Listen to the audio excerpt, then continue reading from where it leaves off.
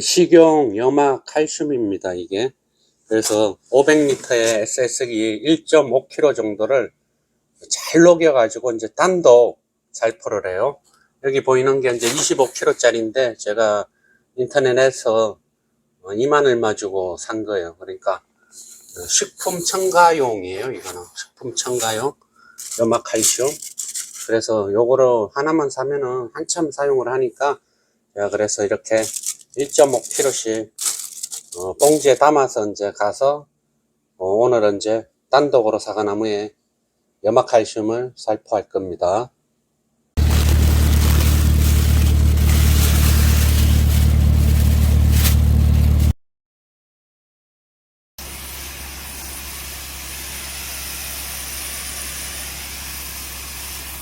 안녕하세요, 영동 상천농원입니다.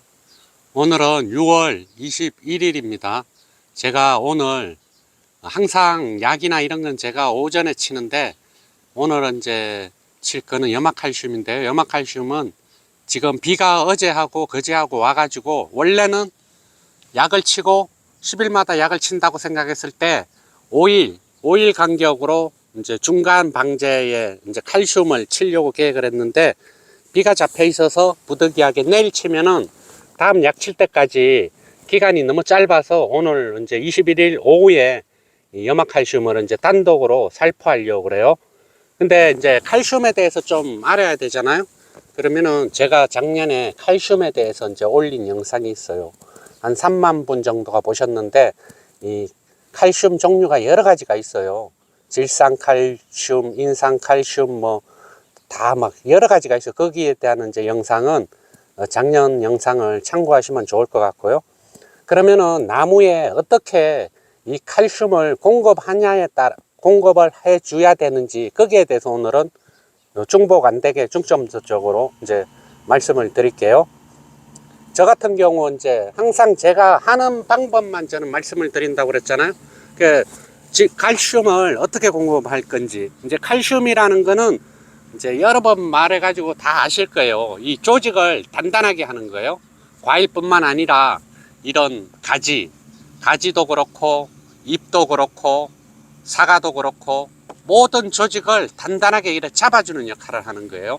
칼슘이 부족하고 질소 성분만 많으면 이게 가지가 힘이 없고 옷자라기만 하고 그러잖아요. 그래서 칼슘이라는 게 과일에도 꼭 필요하고요. 나무에도 꼭 필요한 그런 거예요. 그런데 이 칼슘이 워낙 이제 이동 속도가 느리고 흡수를 잘 못해요. 토양에 줬을 경우는. 그래서 저희들이 보통 6월 달에 처음으로 칼슘을 연면 시비하는 경우가 많아요. 또 6월 전에 이제 사과가 육아기 때 이제 칼슘을 주면은 녹록 현상이 또 일어날 확률이 높기 때문에 저희들이 연면 시비를 5월 달까지는 안 하다가 6월 달서부터 이제 연면 시비를 이제 보통 하고 있어요. 가수 농가들이. 그래 저는 어떻게 사과나무에 칼슘을 공급하는지에 대해서 말씀을 드릴게요. 이게 엄청 중요한데 제가 여기에 대한 영상을 한번 올렸더니 보시는 분들이 별로 없더라고요. 이게 획기적인 그런 게 없고 이게 나라에서 무료로 주는 건데 이게 얼마나 중요한지 다들 모르시더라고요.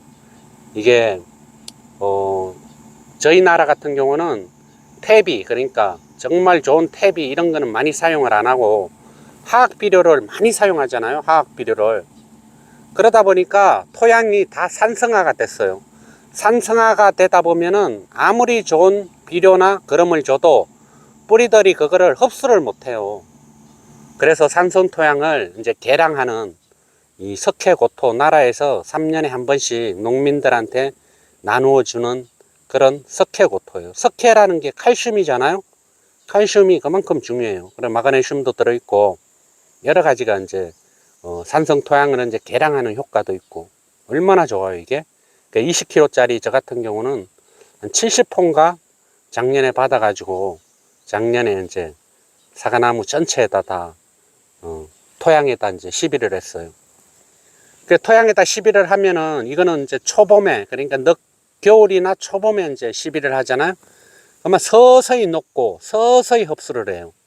그러니까 1년 내내 아주 부족해지지는 않겠죠. 이것만 해도 석회고토만 해도.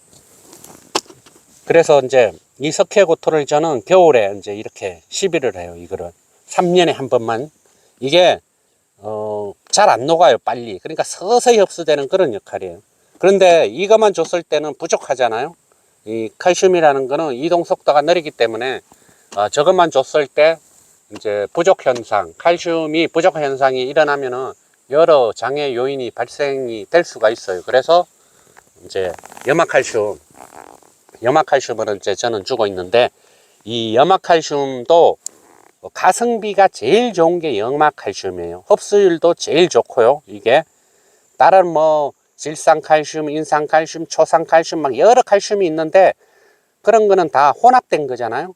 질산칼슘은 질소하고 칼슘하고 혼합이 되고, 인산칼슘은 인산하고 칼슘하고 혼합이 되고, 모든 게 이제 이래 그 기능성 이제 칼슘제라고 그래요. 그런 거를. 그 대신 그런 거는 가격이 비싸죠. 비싸요. 그래 인산도 공급하고 칼슘도 공급하고 동시에 하기 때문에 좋은 역할도 있지만, 칼슘만 공급해 주고 싶을 때는 이렇게 염화칼슘을 연면 시비하는 게 제일 효과가 좋아요. 흡수율도 빠르고요. 여러 가지를 섞으면은 그 한 가지를 공급하는 데는 좀 부족해요. 여러 가지를 이제 동시에 하는 거예요. 그래 전문 농일수록 단독으로 살포하는 걸 좋아해요. 자기가 이제 사서 가성비 좋은 거를 사서 거기다가 뭐를 이제 시비를 하고 뭐를 시비하고 이렇게. 근데 이제 초보분들이나 모르는 분들은 영양제 위주로 시비를 하죠. 영양제가 다 비싸잖아요. 그거는 뭐 질소하고 어떤 뭐 성분을 몇 가지는 혼합하면 그냥 영양제가 되는 거예요. 그거는. 그래서 좀 초보자분들은 모르기 때문에 그런 영양제를 많이 이제 구입해서 사용하는데, 실질적으로 농사를 많이 지면은 그게 그렇게 해가지고는 경비가 너무 많이 들어가요. 이게 그러다 보면 정말 남는 게 없잖아요. 그래서 이제 처음에는 이제 몰라서 그런다 하지만 점점 농사 경험을 쌓으면서 이 저렴하고 가성비 있는 이런 걸 많이 해야 돼요. 이것도 돈 하나도 안 들어가잖아요. 석회고토 나라에서 무료로 주니까. 이 칼슘도 25kg에 2만 얼마밖에 안 하기 때문에 정말 저렴하잖아요. 25kg를 저희들이 보통 500리터에 1.5kg를 물에 녹여서 연면 시비를 해요. 그랬을 경우 한번 칠 때 500리터 가격이 정말 저렴하잖아요. 그래서 여기다가 붕산을 넣고 치시는 분들도 있고, 흡수율이 좋으라고, 이동 속도가 좋으라고요. 근데 저는 그냥 염화칼슘만 단독으로 이제 하고 있어요. 자꾸 여러 가지를 이래 좋다는 거 저는 자꾸 썩는 그런 편이 아니에요. 그래서 이 칼슘이라는 거는 토양에서도 흡수를 하지만 이게 과일이 이제 이렇게 커지기 시작하잖아요. 본격적으로. 그러면은 칼슘을 연면 시비할 때 여기 직접 맞아야지 좋아요. 사과에 직접 맞아야지, 이쪽만 맞고 이쪽은 안 맞고 이러면 이동 속도가 느리기 때문에, 그러니까 골고루 적시 주도록 과일에 전체적으로 잘 적시 주도록 그렇게 꼼꼼하게 연면 시비를 하는 게 효과가 제일 좋아요. 빨리 이제 이 흡수율이 느리기 때문에 예를 들어서 이틀 있다가 비가 온다든지 그러면 흡수율이 많지가 않잖아요. 그러니까 뿌릴 때 골고루 그렇게 이제 뿌려주는 게 좋아요. 이 염화칼슘이라는 거는, 칼슘이라는 거는 고추 농사 어떤 작물이든 다 좋아요. 고추 같은 경우도 칼슘이 부족하면은 끝이 마르고 이렇게 그러니까 칼슘이 부족하면은 이 작물들은 아주 상태가 안 좋아져요. 그래서 오늘 핵심은 이제 장기적으로 토양에 이 석회고토 이거를 토양에다가 3년에 한 번씩 꼭 시비를 하셔야 돼요. 이게 농민이라고 그냥 주는 건 아니에요. 이 시기가 있어요. 이거는 신청을 받는 시기가 있어요. 그래서 신청을 하면은 이제 그 해에 이제 가을에 이게 이제 공급이 돼요. 그러면은 이거를 토양에 공급해서 장기적으로 칼슘 공급을 하고, 마그네슘도 그렇고요. 더 중요한 거는 산성 토양을 개량되는 그런 효과. 그래서 영양분이 잘, 비료 성분을 잘 뿌리들이 흡수하게끔 만드는 그런 토양을 좋게 하는 그런 근본적인 거예요.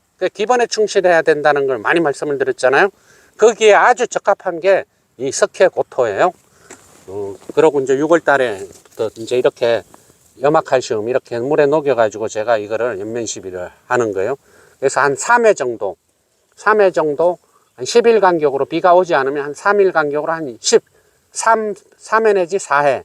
후기에 또 한두 번 더 칠 수도 있어요. 상황에 따라서 단단하게 이제 저장성도 높일 수가 있고 그러기 때문에 저는 전 저장고에 오래 보관했다가 판매를 하기 때문에 칼슘이 부족하면은 여러 가지 장애가 일어날 수가 있기 때문에 3, 4회 공급을 해 주는 거죠. 그래서 오늘은 칼슘제를 어떻게 나무에 공급해 줄 것인지 거기에 대해서 이제 중점적으로 말씀을 드렸어요. 아까도 말씀드렸지만 이 칼슘 종류라든지 그거는 작년 영상에 보면 자세하게 나와 있으니까 그거 제가 한번 링크를 달든지 화면 상단에 그렇게 할게요. 예, 오늘도 긴 영상 끝까지 시청해 주셔서 감사합니다. 오늘도 좋은 하루 되십시오.